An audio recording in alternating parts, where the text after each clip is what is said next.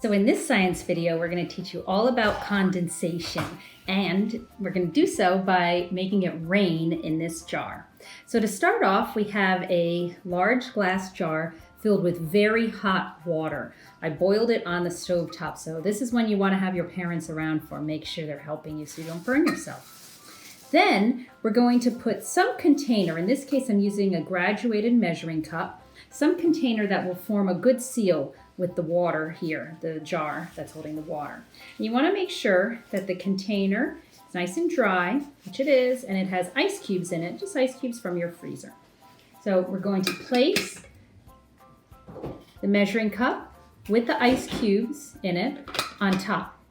Now you might have seen when I opened the jar that steam was rising out. Steam is water in the form of a gas, and it's less dense than air, so it's going to rise up. Steam rises, hot air rises. So that steam is also forming condensation, which is the subject of this video, on the sides of the jar.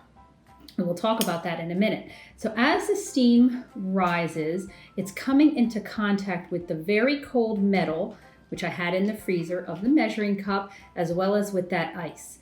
So as you might expect, the heat from the water is going to eventually melt the ice, and more noticeable thing that we're going to look for is it's going to form droplets. Those droplets are, in the atmospheric level, what we see falling as rain. And if you leave it there long enough, you'll see lots more droplets forming, and it will begin to rain in this jar.